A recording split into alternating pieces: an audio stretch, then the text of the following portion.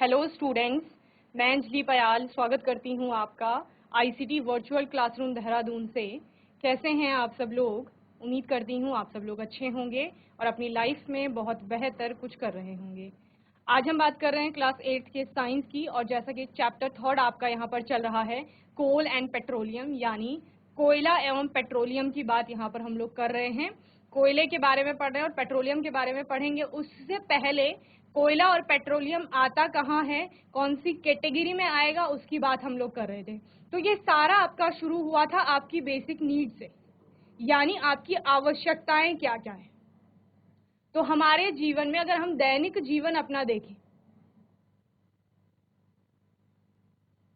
अगर हम अपना दैनिक जीवन देखें तो हमारे दैनिक जीवन में हमारी बहुत सारी मूलभूत आवश्यकताएं होती हैं। सबसे बेसिक है, हमें सांस लेना है, ठीक है ना, हमें प्यास लग रही है, हमें भूख लग रही है, तो ये हमारे शरीर की बेसिक नीड्स हैं। इसके अलावा हमने अपने शरीर को प्रोटेक्ट करना है और बहुत सारे ऐसे काम करने, हमें पढ़ाई करनी है, उसके लिए हमें लिखना है, हमें नोटबुक चाहिए, हमें बुक्स चाहिए। तो ये सारी हमारी कुछ ना कुछ आवश्यकताएं हैं। इन आवश्यकताओं को कौन पूरा कर रहा है? बहुत सारी चीजें हैं जो पूरा कर रही है। सांस लेने की बात कर रहे हैं तो वायु में जो ऑक्सीजन है उससे हम श्वसन की क्रिया को अपना संपन्न कर रहे हैं। इसके अलावा भूख लग रही है तो हम लोग खाना खा रहे हैं, जिसके लिए हम आपके प्लांट्स पर और एनिमल्स पर निर्भर है किसी न किसी रूप में। इसके अलावा हमने पढ़ाई की बात की, पढ़ाई के लिए हमें नोटबुक भी चाहिए, हमें बुक्स भी चाहिए, पेन चाहिए, पेंसिल चाहिए, और भी आपको बहुत सारी चीजें चाहिए। तो इस तरह हमारी आवश्यकताओं को कोई ना कोई पूरा कर रहा है।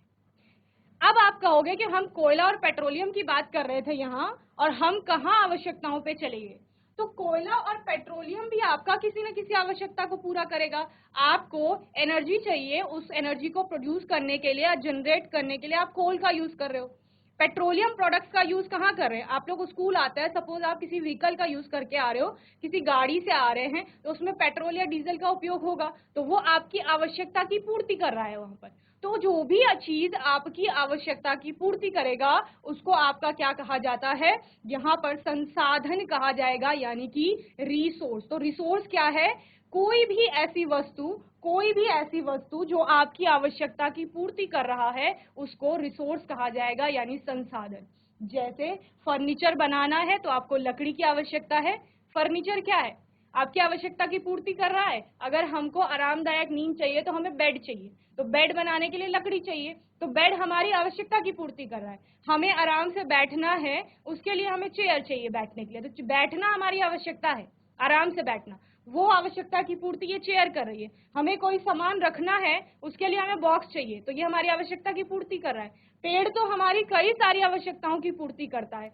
चाहे हम कह लें कि अगर हम श्वसन में ऑक्सीजन ले रहे हैं, तो ये आपने पढ़ा है कि ऑक्सीजन कहाँ से आ रही है? इन्हीं पेड़ों से आ रही है, फोटोसिंथेसिस में।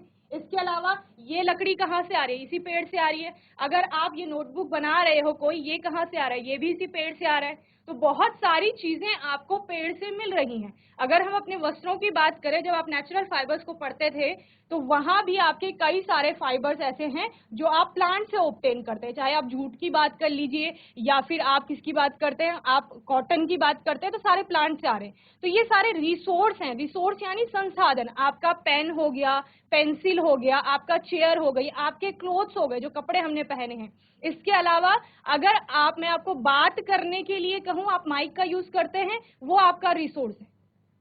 अगर आप लोग स्क्रीन में मुझे देख पा रहे हैं, वो आपका रिसोर्स है। आप सांस ले रहे हैं, वायु की बात कर रहे हैं, वो रिसोर्स है। जल की बात कर रहे हैं, वो रिसोर्स है। सारी चीजें संसाधन हैं जो भी हमारी आवश्यकता की पूर्ति करता है। तो ये हमने लास्ट सेशन में बहुत अच्छे से इसको पढ़ा था। मुझे आप बताएंगे कि संसाधन के कितने प्रकार आपने पढ़े थे? जल्दी बताइए, रिसोर्स कितने टाइप का होता है वो बताएंगे। जीआईसी सियाल दे, चलिए माइक लीजिए, बताइए मुझे रिसोर्स के टाइप कितने हैं, प्रकार कौन कौन से पढ़े हैं, कहाँ कहाँ से संसाधन आपको मिल रहा है? Ma'am hello, good morning. क्या नाम गुड है बेटा? Afternoon ma'am. Good afternoon. क्या नाम है? मयंक बोरा। मयंक। मयंक, रिसोर्स कितने टाइप के होते हैं बच्चे? मैम 4। 4 टाइप के होते हैं। कौन कौन से? क्या बोले?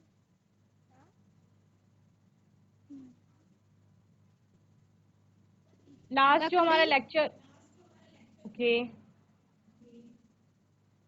और chair, chair, table, box, paper, bed, ठीक है, और कुछ बुक। बताएंगे कोई? ओके, वेरी गुड बच्चे। कोई और मुझे आंसर करेगा, रिसोर्स कितने टाइप के होते हैं? वेरी गुड बच्चे, सिट डाउन। किसी को आंसर करना है? माइक ले लो जल्दी से।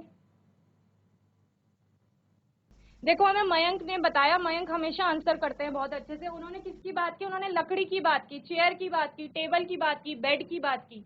अब मुझे बताओ, ये चारों चीजें हमने नॉर्मली लकड़ी में ही तो देखी, लकड़ी से बनी हुई तो देखी है। और लकड़ी कहाँ से आ रही है? पेड़ से आ रही है।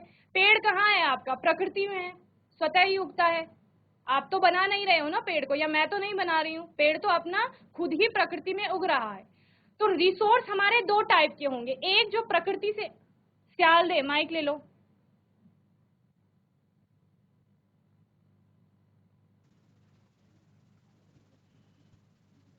Good mic afternoon on ma'am. करो।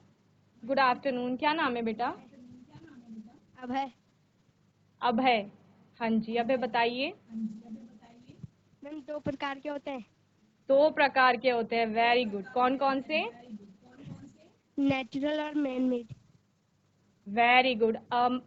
मयंक, आपने सुना दो प्रकार के होते हैं, क्या क्या?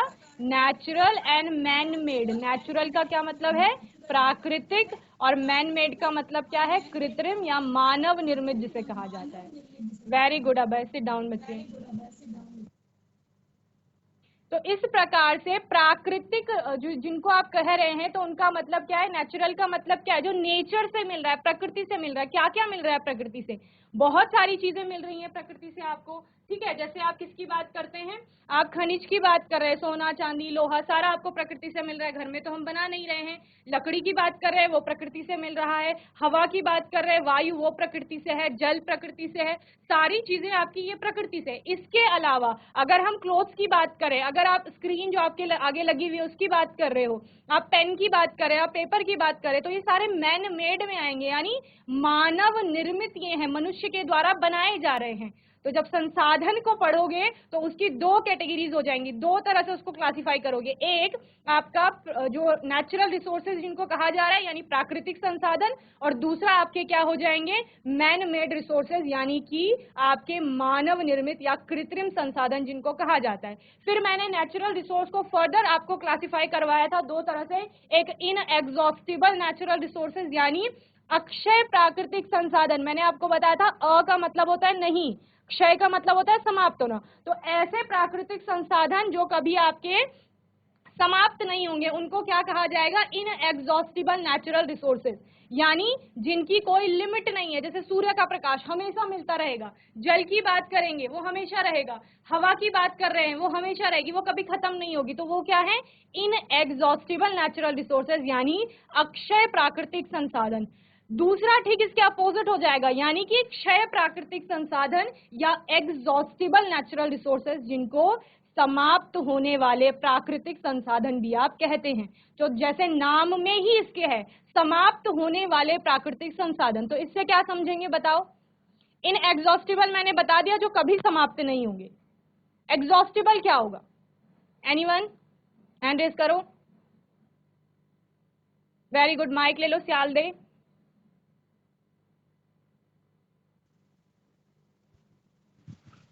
मैम, जो समाप्त होते हैं, जो समाप्त हो जाएंगे। और समाप्त कौन सी चीज होगी? मैम जो जैसे सीमित, पेट्रोलियम। हाँ वेरी गुड, ये एग्जाम्पल हो गया, जिसकी सीमित मात्रा होगी, लिमिटेड क्वांटिटी में जो है। Okay, very good. क्या नाम है बेटा? अब है अच्छा, अब है, ठीक है। अब है, सिट डाउन बच्चे। तो समाप्त होने वाले यानी एग्जॉस्टिबल नेचुरल रिसोर्स जिनको कहा जा रहा है, वो आपके कौन से नेचुरल रिसोर्स हैं? जो आपके क्या हो जाते हैं? आपके पूरी तरह समाप्त हो जाते हैं, सीमित मात्रा जिनकी होगी, यानी कि जब वो खत्म हो जाएंगे तो उनके पीछे कुछ भी नहीं छूटेगा। ऐसा कुछ आप इसमें पढ़ते हैं। जैसे आप कोयले की बात कर रहे हैं, पेट्रोलियम की बात कर रहे हैं।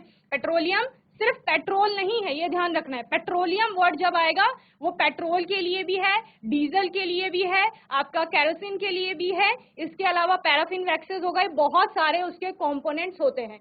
तो पेट्रोलियम का अर्थ सिर्फ पेट्रोल नहीं है, उसमें आपका पेट्रोल भी आएगा, डीजल भी आएगा, मिट्टी का तेल भी आएगा और अलग अलग प्रकार की वैक्सेस भी आएंगे। ओके, देन आपने इसमें उदाहरण देख लिए थे, वन और वन्य जीव भी आपके समाप्त होने वाले प्राकृतिक संसाधन है।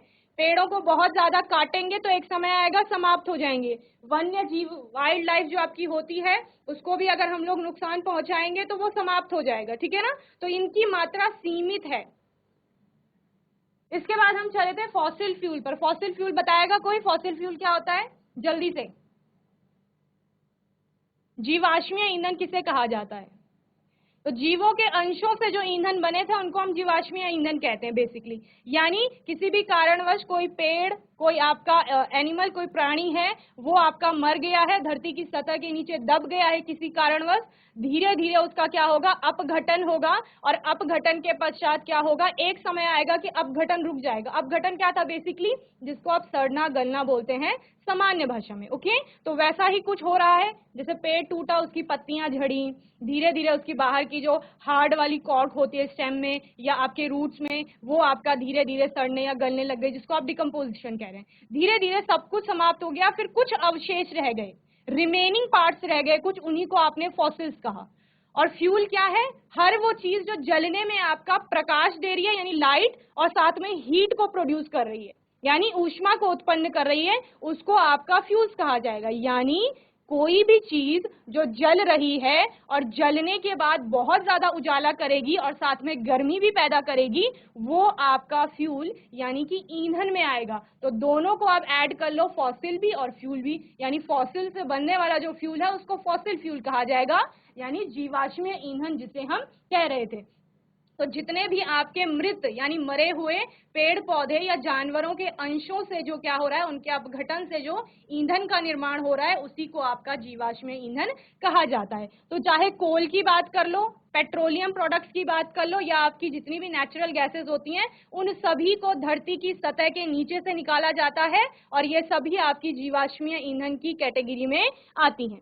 आपने इसमें 3 टाइप्स के पढ़े थे, कोल हो गया, पेट्रोलियम हो गया और नेचुरल गैसेस होगी, यानी कोयला, पेट्रोलियम और प्राकृतिक गैस, ये तीनों आपकी क्या है बच्चे, फॉसिल फ्यूल की कैटेगरी में आएंगी। तो हम कोल को पढ़ रहे थे। कोल कुछ नहीं है, एक काला पत्थर जैसा है, ब्लैक सब्सटेंस है आपका, एक ब्लैक कलर का, जो कितना हार्ड है, जितना आपका पत्थर होता है उतना ही काला है। काम क्या क्या आ रहा है, ये आपका यूज हो रहा है इलेक्ट्रिसिटी को जनरेट करने में, थर्मल पावर प्लांट्स में यूज हो रहा है। इसके अलावा पहले रेलगाड़ियां इसी के यूज से चलती थी, ठीक है ना, या खाना बनाने में भी इसका उपयोग किया जाता है एक ईंधन के रूप में। तो इतना हमने कोल में पढ़ लिया था। उसके बाद यहाँ पर एक कार्बोनाइजेशन, एक प्रोसेस आया था, जो क्या था, देखो कोयला कुछ नहीं है, उसका मेन कंपोनेंट आपका कार्बन होता है।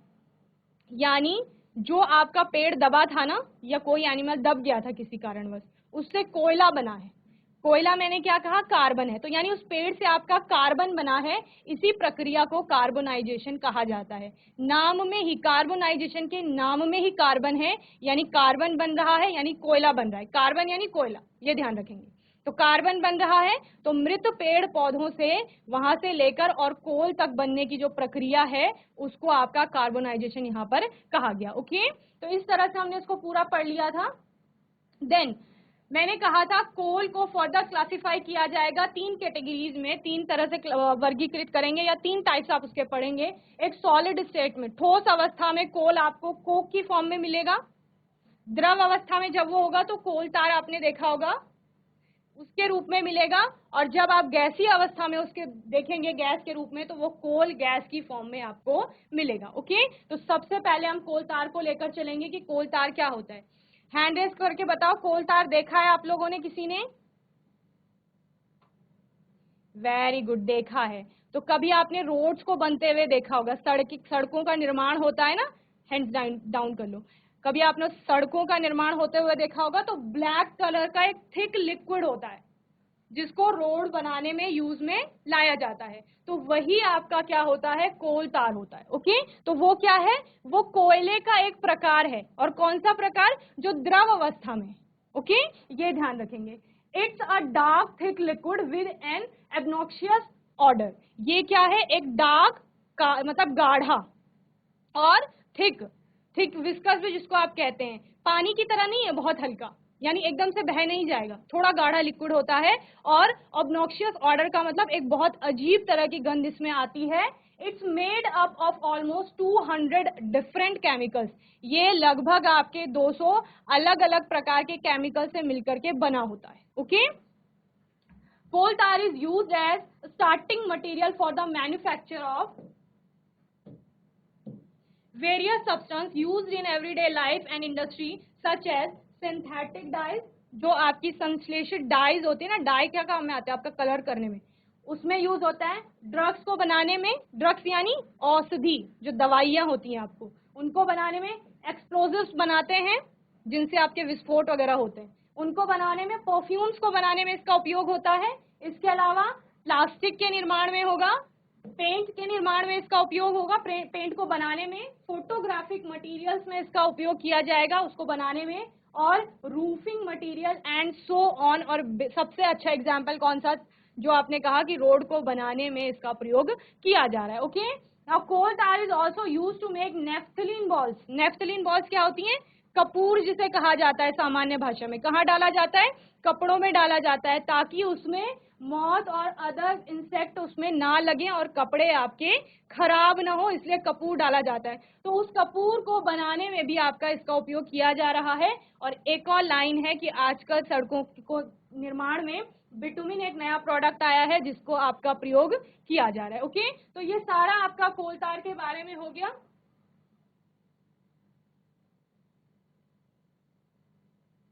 जितना मैंने हाईलाइट किया है इन पॉइंट्स को नोट कर लेंगे जल्दी से।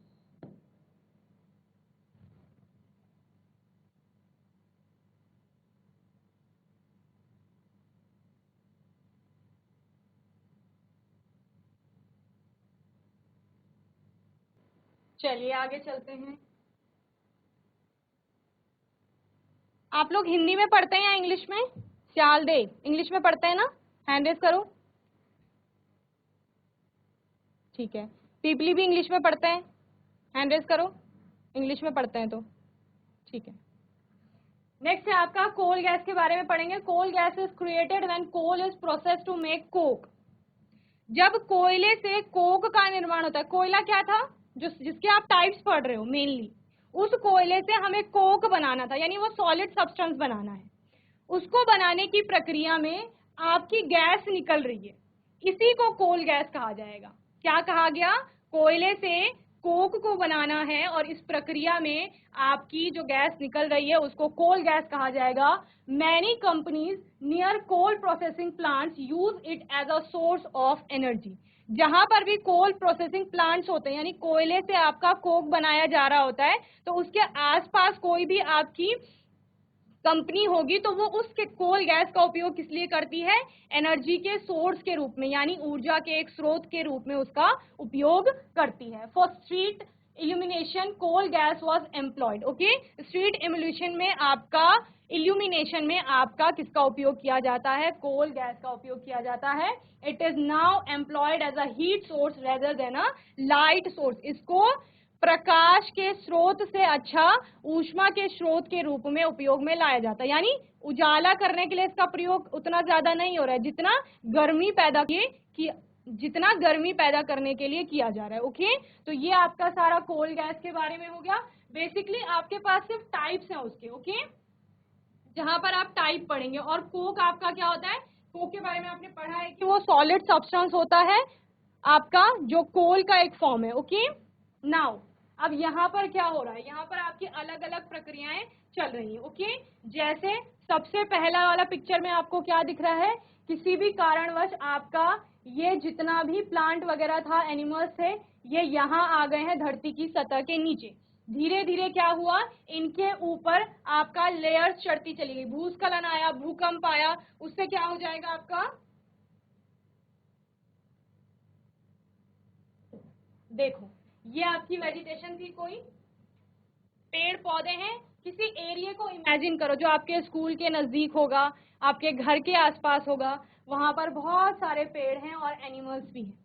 किसी कारणवश, कोई भी कारण हो सकता है, भूस्खलन आई, बाढ़ आई, पेड़ कट गए और कटने के कारण क्या हुए, आपकी धरती की सतह के नीचे आ गए, दब गए। धीरे धीरे और अगले साल और बारिश हुई और बरसात हुई और भूस्खलन हुआ और बाढ़ आई और उसके ऊपर मिट्टी की लेयर बनती चली गई इस तरह से। अब जो पेड़ यहाँ था वो क्या शुरू हो जाएगा, उसका डिकम्पोजिशन शुरू हो जाएगा, अपघटन होना शुरू हो जाएगा, सड़ने गलने लगेगा। पेड़ भी था, जानवर भी थे, जो भी चीजें थी यहाँ पर, ठीक है। अब चूंकि ये धरती की सतह के नीचे आ गया है, धरती की सतह के ऊपर फिर से क्या होगा, आपके और वेजिटेशन आ जाएगी और प्लांट्स आ जाएंगे, पौधे उग जाएंगे, जानवर आ जाएंगे, फिर से एक वाइल्ड लाइफ क्रिएट हो जाएगी यहाँ पर। देन धीरे धीरे कई लाखों साल इस प्रक्रिया को लगते हैं। ध्यान से सुनेंगे, ये एक दिन में नहीं हो रहा है कि एक ही दिन में पेड़ गिरा, अगले ही दिन उसके ऊपर मिट्टी की परत चढ़ गई और नेक्स्ट डे आपका कोयला तैयार हो गया। नहीं, क्या हुआ, एक दिन पेड़ गिरा होगा, फिर कुछ साल लगे उसके ऊपर मिट्टी की परतों को चढ़ने में, कई लाखों सालों तक वो इस तरह से यही है। वो पेड़ अभी भी, जो पेड़ था ना उसके ऊपर देखो, पहले इतनी ही लेयर थी, अब कितनी सारी लेयर्स आ गई, यानी वो धरती की सतह के नीचे बहुत गहराई में चला गया है। अब वहां पर क्या होगा, हम पढ़ते हैं कि धरती की सतह के नीचे गर्मी है और प्रेशर भी होगा, यानी दबाव भी महसूस करेंगे। तो वो जो आपका प्लांट्स थे या एनिमल्स थे, जो भी था वहां पर, वो आपका बहुत ज्यादा हाई प्रेशर यानी उच्च दबाव महसूस कर रहे हैं, साथ ही बहुत ज्यादा टेम्परेचर भी वहां पर फील कर रहे हैं, यानी गर्मी भी बहुत ज्यादा है वहां पर। अब धीरे धीरे क्या होगा, जो पौधा था आपका, प्लांट था, वो फॉसिल्स में कन्वर्ट हो गया है, यानी जीवाश्म में परिवर्तित हो गया है। और जीवाश्म आपका किस में परिवर्तित हो जाएगा, ईंधन में परिवर्तित हो जाएगा। एक समय ऐसा आता है कि अपघटन रुक जाता है, ठीक है ना, अपघटन नहीं होता है। अब अपघटन नहीं होगा तो जो भी फॉसिल्स वहां पर बचे हुए हैं वो आपका फ्यूल्स में कन्वर्ट होना स्टार्ट होंगे और देन आप इनको खोद करके किन्हीं भी आपकी प्रक्रियाओं द्वारा इनको बाहर निकालेंगे। ये आपका कोयला यहाँ पर तैयार हो गया है। कुछ भी नहीं है, पेड़ था जो गिरा, गिरने के बाद उसके ऊपर मिट्टी की लेयर्स आ गई, बहुत सारी परतें चढ़ गई, यानी कि वो धरती की सतह के नीचे चला गया है। धरती की सतह के नीचे बहुत ज्यादा तापमान और प्रेशर फील करने से उसका धीरे धीरे जो डिकम्पोजिशन हो रहा है वो होता रहेगा। एक समय के बाद डिकम्पोजिशन रुक जाता है, देन आपका क्या होता है, वहां पर फॉसिल्स का निर्माण होता है, यानी जीवाश्म, और वो जीवाश्म आपका धीरे धीरे ईंधन में परिवर्तित होता है, जिसको आप जीवाश्मीय ईंधन कह रहे हो। और यहाँ पर चूंकि हम कोल की फॉर्मेशन देख रहे हैं तो वो जीवाश्मीय ईंधन कौन सा है, कोयला है। ओके, तो कोयले का निर्माण इस प्रकार से होता है। हाउ कोल वॉज फॉर्म्ड, आपका कोयला कैसे निर्मित हुआ था, कैसे बना था। So coal was formed by decomposition of large land plants and trees buried under the earth about 320 million years ago। समझ रहे हैं क्या कहा जा रहा है, कोल कैसे बना, डिकम्पोजिशन से बना, अपघटन से बना, सड़ने गलने से बना। और किसके, जो आपके लैंड प्लांट्स थे, यानी धरती पर जो प्लांट्स थे, पौधे थे और ट्रीज जो थे, पेड़ जो थे, वो बरीड हो गए अंडर द अर्थ। यानी सिंपल सी बात है, क्या कहा जा रहा है, 320 लाख साल पहले क्या हुआ, कुछ धरती पर प्लांट्स थे और आपके पेड़ थे जो धरती की सतह के नीचे दब गए, उनका अपघटन हुआ और उन्हीं के अपघटन से क्या हुआ, आपके कोयले का निर्माण हुआ। About 320 million years ago, the earth had dense forest and many plants surrounded by swamps and wetland। ठीक है, इतने साल पहले वहां पर बहुत सारे क्या थे, बड़े बड़े पेड़ थे और आपके अलग अलग प्रकार की वेजिटेशन थी वहां पर। Due to death of trees and natural processes like earthquakes, volcanoes and floods etc. they got buried under the water। जैसे मैम ने आपको बताया क्या हुआ, जब पेड़ गिर गए उसके बाद नेचुरल प्रोसेसेस हुई, यानी प्राकृतिक आपकी कुछ प्रक्रियाएं हुई। क्या क्या, आपका ज्वालामुखी वहां पर आ सकता है, या फिर आपका भूस्खलन आ सकता है, भूकंप आ सकता है, बाढ़ आ सकती है, जिसके कारण उनके ऊपर और लेयर्स आ गई मिट्टी की। ठीक है, then layers of soil got deposited over this plant matter. और क्या हुआ था बच्चे, यहाँ पर इस प्लांट मैटर के ऊपर और मिट्टी की परतें आ गई। ठीक है ना, देन इसके बाद this process of trees sinking into water and getting covered by soil continued for million of years. Okay, ये जो प्रोसेस चलता रहा जहां पर मिट्टी उसके ऊपर चढ़ती गई, वो सब कब तक चलता रहा? कई लाखों सालों तक चलता रहा. Then these layers of soil and water covered the plant matter completely. और एक समय क्या आया कि जब आपका ये प्लांट मैटर जो था, इसको मिट्टी ने और पानी ने पूरी तरीके से क्या कर लिया? कवर कर लिया. ठीक है, सिंपल सी बात है. देन क्या हो गया आपका? As a result of which the contact of plant matter with atmosphere oxygen got discontinued. अब क्या हुआ? जब उस प्लांट को क्या हो गया था? पहले यहां से उसको एनवायरमेंट से ऑक्सीजन मिल रही थी. एक समय आया कि इस प्लांट मैटर को पूरी मिट्टी ने कवर कर लिया. जब मिट्टी ने चारों तरफ से घेर लिया तो अब एनवायरमेंट से ऑक्सीजन उसको नहीं मिल पाएगी. क्लियर है? इतना समझ आ गया?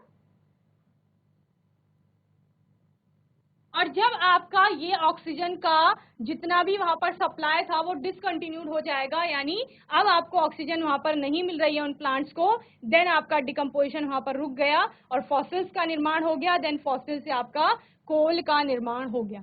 मुझे बताओ, कोयले का निर्माण समझ में आया कैसे हुआ? हैंड रेज करो. How coal was formed?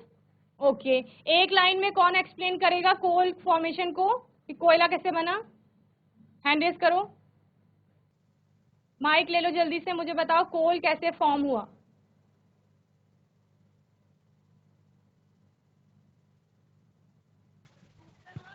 Hello.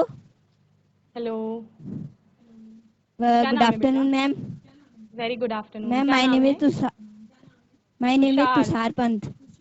Tushar, कोयले की फॉर्मेशन समझ में आई? कोल फॉर्मेशन? Yes ma'am. यस, कैसे बना कोल आपका? मैम, पहले पेड़ गिरे. इस पिक्चर में समझा दो, सभी बच्चों को समझा दो. हाँ, पहले में क्या हुआ? मैम पहले पेड़ गिरे, फिर वो सड़े, फिर कुछ सालों बाद उसके ऊपर मिट्टी की परत आई, फिर कुछ टाइम बाद कोयला बन गया. Very good.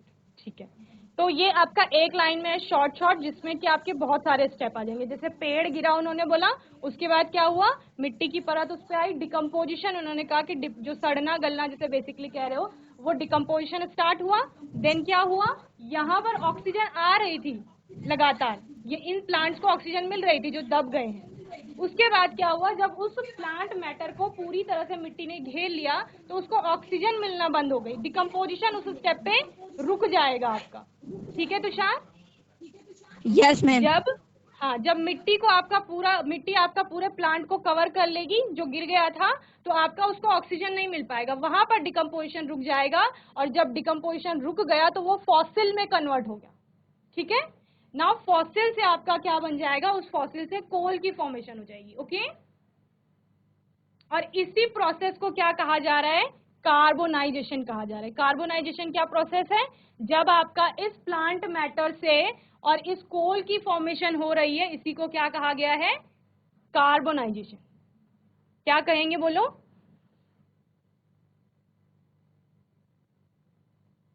यस, क्या कहेंगे? Ma'am, carbonisation. Very good. क्या किसको कहेंगे?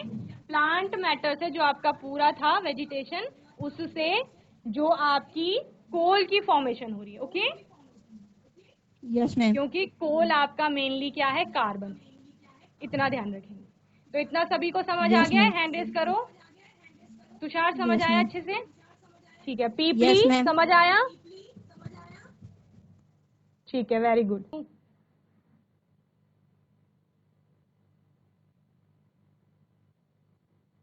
चलिए, नेक्स्ट आपका है पेट्रोलियम, जो सेकंड टाइप था फॉसिल्स का. होमवर्क में इसको पढ़ के आएंगे अच्छे से. पेट्रोलियम क्या होता है एक तो, दूसरा पेट्रोलियम के प्रोडक्ट्स क्या क्या कंपोनेंट है जो पेट्रोलियम के अंदर आप कवर करोगे. जैसे पेट्रोल हो गया, डीजल हो गया, केरोसिन हो गया, ये सारी चीजें. और पेट्रोलियम कहाँ कहाँ यूज में आता है ये भी आप पढ़ के आएंगे. ओके, देन आप कल मुझे आंसर करेंगे क्या क्या बोला मैंने. पेट्रोलियम क्या है, उसके अलावा उसके कंपोनेंट्स, घटक कौन कौन से हैं और यूजेस कहाँ कहाँ है पेट्रोलियम का, ये सब पढ़ के आओगे, ठीक है। चलिए, तो मैं उम्मीद करती हूँ आज का सेशन सभी को समझ में आया होगा। समझ आया? हैंड रेस करो, जितना पढ़ाया वो समझ आया? ठीक है, वेरी गुड। और यहाँ पर हमेशा की तरह आज भी जीआईसी सियालदे के बच्चों ने बहुत अच्छे से आंसर किया और जीआईसी पीपली से मयंक ने आंसर किया है। गर्ल्स, आपको भी अच्छे से पढ़ाई करनी है और आंसर्स करने हैं जब भी पूछा जाएगा। जितना होमवर्क दिया है उसको अच्छे से पढ़ के आएंगे। कोई भी डाउट होगा, क्वेश्चन होगा तो आने वाले सेशन में आप लोग पूछ लेंगे। अपने आने वाले सेशन में इसी टॉपिक के साथ आगे कंटिन्यू करेंगे और तब तक के लिए आईसीटी वर्चुअल क्लासरूम से जुड़ने के लिए धन्यवाद।